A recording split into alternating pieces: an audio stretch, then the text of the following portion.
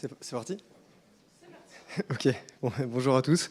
Donc, je suis Charles Huguet, responsable des développements stratégiques chez Enertime et directeur opérationnel de notre filiale Énergie Circulaire. Et je vais vous présenter aujourd'hui les modèles tiers financés qu'on propose pour réaliser les projets d'efficacité énergétique industrielle. Donc, je vais présenter Enertime dans un premier temps. On est une PME francilienne, spécialiste des machines thermodynamiques pour la valorisation de chaleur fatale dans les procédés. Et on a trois gammes de produits principaux que je vais passer assez rapidement. Les ORC, qui sont des machines à cycle organique de Rankine, qui permettent de valoriser des flux à haute température de chaleur fatale dans les sites industriels, donc typiquement des fumées de procédés au-dessus de 300 degrés. Et de les transformer en électricité ou en toute utilité qui va consommer une énergie mécanique. Donc, par exemple, ça peut permettre de produire de l'air comprimé. Ensuite, on a les pompes à chaleur haute température industrielle. Donc là, nous, on parle de puissance thermique côté chaud supérieure à 3-4 MW pour alimenter des besoins en température supérieure à 90 degrés et jusqu'à 130 degrés en eau surchauffée. Ça sont des installations qui permettent de valoriser des flux tièdes à froid, si on est en montage thermo-frigo-pompe, pour alimenter donc, voilà, des besoins en chaud sur le même site à plus haute température. Et on a une dernière gamme de produits qui sont les turbines de détente de gaz naturel, qui permettent de valoriser la pression la pression fatale ou l'énergie de détente du gaz naturel aux interfaces du réseau de transport, par exemple dans les stations d'interconnexion, pour produire de l'électricité et, le cas échéant, en cogénération, du froid pour des besoins en climatisation. Donc pour finir sur Enertime, par ailleurs, on a d'autres sujets en cours de développement sur l'hydrogène pour faire de la compression d'hydrogène pour la mobilité, mais ça, ce sera dans un futur proche, j'espère.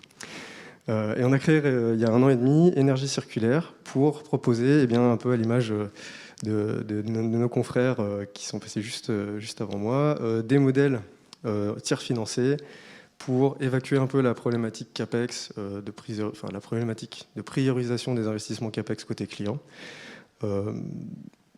sur toujours des projets d'efficacité énergétique industrielle et donc en valorisation de chaleur fatale, ou d'énergie fatale au sens large. Donc Énergie Circulaire, c'est un développeur de projet qui va proposer des structurations telles que ce que je représente sur le schéma, avec des sociétés de projet ou des SPV, qui vont porter donc le risque d'investissement, le risque de retour sur investissement sur le long terme, à l'image de ce qui a été présenté précédemment, en assumant le risque d'opération et de maintenance, pour faire écho à ce qui a été dit ce matin, pour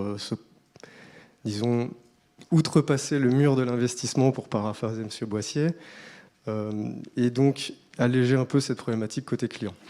La SPV et Énergie Circulaire par transitivité portent aussi le contrat de vente d'énergie au site client. Donc on peut parler d'électricité, de chaleur, comme je vous disais, le cas échéant d'air comprimé, de froid, à des tarifs bonifiés, donc inférieurs à ce que paye le client à l'instant T, et également sur des modèles déconsolidants au sens de la norme IFRS, puisque c'est un sujet assez actuel. Chez Énergie Circulaire, on est assez fiers d'avoir été lauréat à 2 reprises déjà du plan France Relance. J'ai été assez fébrile ce matin au moment de l'intervention de M. Thirion du ministère, savoir si ça allait être reconduit finalement, suspense. On est quand même en attente potentiellement d'une 3e bonne nouvelle, donc je vous invite à prendre contact avec nous pour essayer de répliquer l'opération, potentiellement d'ouvrir sur des nouvelles problématiques technologiques qui peuvent s'articuler intelligemment avec ce qu'on propose déjà en termes de RC pompe à chaleur, par exemple sur de la production d'hydrogène décarboné. C'est des choses qu'on regarde déjà. On utilise l'énergie de récupération pour alimenter des électrolyseurs pour produire de l'hydrogène, par exemple pour venir partiellement en substitution de la consommation de gaz naturel dans des brûleurs de process.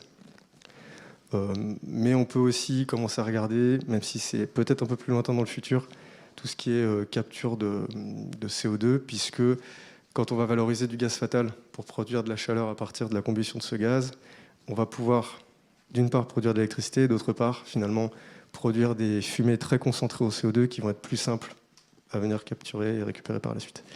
Je vous remercie de votre attention et je serai à votre disposition pour répondre à toutes questions.